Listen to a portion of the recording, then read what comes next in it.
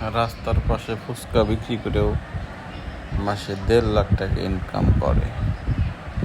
কারণ এইখানে আমি একদিন দেখেই বুঝতে পারলাম যে বেচাকিনি মানে এটা যারা আমরা বিদেশ করি তার চেয়ে উনি 1000 গুণে ভালো আছে।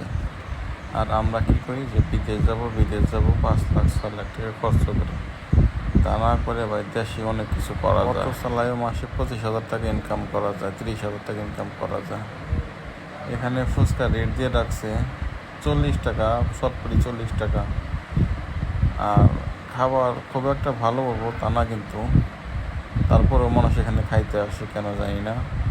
হয়তো বা ঈদের সময়ের জন্য হয়তো মানুষ বেশি দেখতেছি। আমি ঈদের পরে একদিন যাবো, দেখুন কেমন বেচা কিনে হয়, তাহলে আমি নিজে একটা দোকান দেওয়ার চেষ্টা করব। কাজ করে খেলে কোনো সমস্যা নেই, আপনি তারা চুরি করতেছে না। ব্যবসা তো ব্যবসায়, নিজের স্বাধীনে ব্যবসা করব, এটাই ভালো। আসলে বিদেশ যেহেতু ধরা গেছি, বিদেশ না গেলে পরে ব্যাপারে শুরু করতাম। যদি কখনো চলে আসে একবারে চিন্তা ভাবনা আছে এরকম একটা জমজমাট ব্যবসায় করে নেব। কারণ এই যে কী দিছে এখানে ভাই, 40 টাকা নেবে, ঠিক আছে। আমি আসছিলাম মেয়ে নিয়ে, তো আমরা বাপ বেটি এখানে কী খালাম না খাইলাম, 200 টাকা বিল করছে, ঠিক আছে।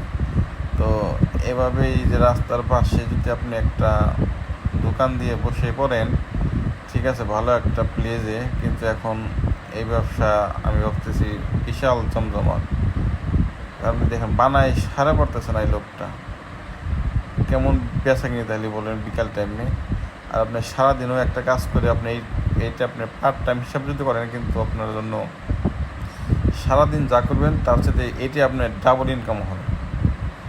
তাই যারা ভাবতেছেন এখনও যে বিদেশ জন্য ঘোরাফেরা করতেছেন ভাই, এভাবে একটা রাস্তার পরে একটা দোকান নিয়ে বসে পড়েন, আমি বলবো যে বিদেশে এসে তো শতগুণে ভালো থাকবেন।